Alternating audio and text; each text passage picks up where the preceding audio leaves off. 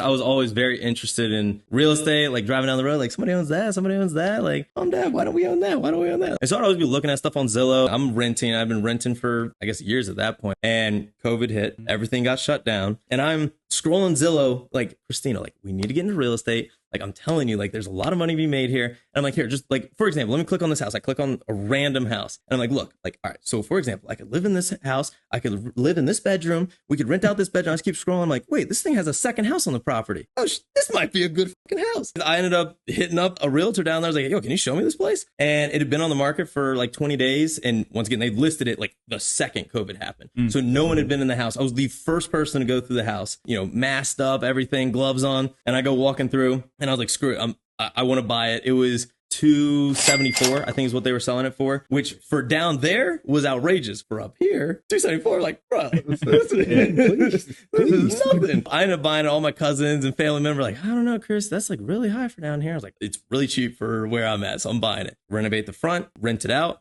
move into the back. And also at this point, I'm working remote. And so I'm renting out the front half, keeping my mortgage at that point was $1,800 a month. I was renting it out for $2,000. I'm like, all right, like, I'm already cash flowing and like, I got to save that money for repairs and crap. But like, this is a very low risk thing with a job. Yeah. And so then I'm living in the back section and I'm renovating and all this crap. Finally get that one done about maybe 6-7 months later. And then my fiance buys a house down the same area. And so she buys a house with a garage apartment. And so I'm like, we're moving into your house. I'm renting out my part. Yeah. So we move into her place, do the same thing. We ended up actually, because it was like a super long rancher. So we put a wall down the middle. We had our section on one side. She had people on the other side. And then she had a garage apartment with a tenant up there. She's cash flowing right off the bat. I'm now renting out both of my houses. So I'm making an extra $1,500 on top of the mortgage. And so I'm like, this is sick. And so there's something called the BRRRR strategy, which is where you buy a house and then you renovate the house and then you rent it out. Then you refinance the house. So you take the equity that you've then built out, do a cash out refinance and repeat the process. So they call it the BRRRR strategy. And so what I ended up doing is I ended up refinancing that house right when I was moving out of it and refinance it.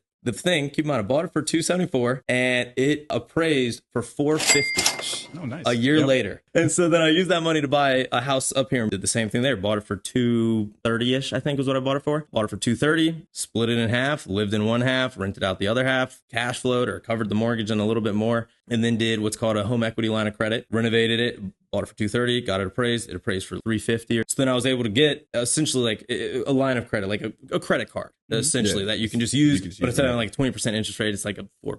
And so did that. Now I had a $100,000 line of credit and had some money left over from the other cash out. And so then I went and did it again. Same thing. 2 houses on one property, bought it, lived in one half, renovated the other half. And then I was doing Airbnb there. So I turned it into like a 3-unit Airbnb. Did not enjoy Airbnb at all. Not as passive as I like. So I ended up stopping that and I made that into a long-term rental.